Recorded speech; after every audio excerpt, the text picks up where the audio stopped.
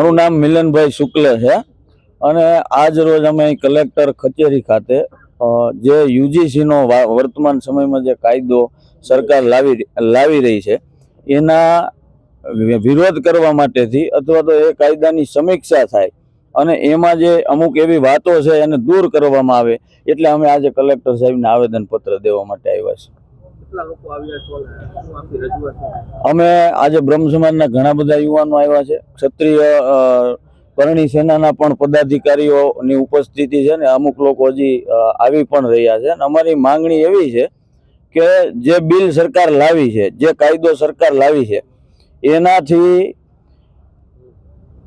વર્ગ વિગ્રહ વધારે ફેલાય, જાતિવાદ વધારે ફેલાય એવું અમને લાગે છે। અમારા સવર્ણ બાળકો ક્યાંક ને ક્યાંક આનો ભોગ બને એનું ઉદાહરણ સાથે હું તમને કહું તો અત્યારે ઓબીસી ને પણ આમાં જોડે છે। તો ઘણી જ્ઞાતિઓ એવી છે કે જે બ્રાહ્મણોની પેટા જ્ઞાતિ હોય એ પણ ઓબીસીમાં છે, ક્ષત્રિયોની પેટા જ્ઞાતિ હોય એ પણ ઓબીસીમાં છે, ઘણી જ્ઞાતિઓ એવી છે ઉદાહરણ તરીકે ગુજરાતમાં ઓબીસીમાં આવતી હોય, બીજા રાજ્યમાં સવર્ણમાં આવતી હોય।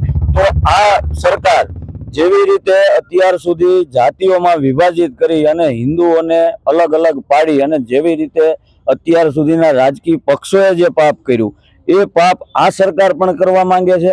અમને સમજાતું નથી કે ફક્ત ને ફક્ત સવર્ણોને આની કમિટીમાં ન રાખવા અથવા તો ફક્ત સવર્ણોને તે આમાંથી બાકાત રાખવા એ શું દર્શાવે છે? આપ બધા જાણો છો કે જેએનયુ જેવી યુનિવર્સિટીમાં દિલ્હીની બ્રાહ્મણ બનિયા ભારત છોડોના નારા લાગતા હોય, તિલક તલવાર તરાજુ ઇનકો જૂતે મારો ચાર। હવે આ લોકો શોષિત છે, કેવી રીતે આ લોકો શોષિત ગણાય?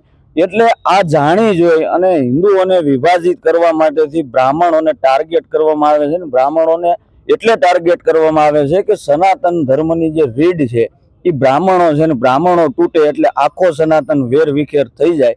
એના ભાગ રૂપે તમામ રાજકીય પક્ષો જીતની લાલચમાં, સત્તાની લાલચમાં વર્ષોથી ભારતને જાતિઓમાં વિભાજિત કરતા આવ્યા છે। ત્યારે આ પગલું પણ અમે એવી જ રીતે ગણીએ છીએ કે હિન્દુઓમાં વિભાજન થાય, આમાં ઓબીસીમાં મુસ્લિમો પણ આવે છે। તો આ સરકાર કરવા શું માંગે છે મને સમજાતું નથી। એટલે અમારો ચોક્કસથી વિરોધ છે। અમારી સ્પષ્ટ માંગણી છે કે કાયદો દરેક માટે સમાન હોવો જોઈએ।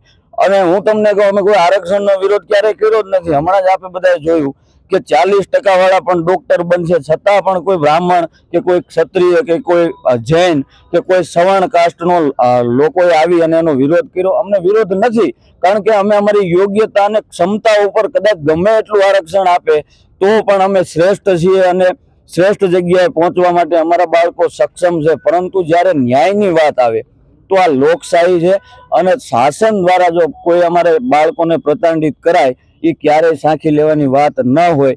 અલગ અલગ જગ્યાએ ખૂબ આનો વિરોધ થઈ રહ્યો છે। એક મેજિસ્ટ્રેટ કક્ષાના કાયદાના જાણકાર વ્યક્તિએ કાલે બરેલીમાં આના વિરુદ્ધમાં રાજીનામું પણ આપ્યું છે અને આ ઉત્તર પ્રદેશમાંથી ભાજપાના ઘણા પદાધિકારીઓએ પણ લખનૌમાંથી રાજીનામા આપ્યા છે।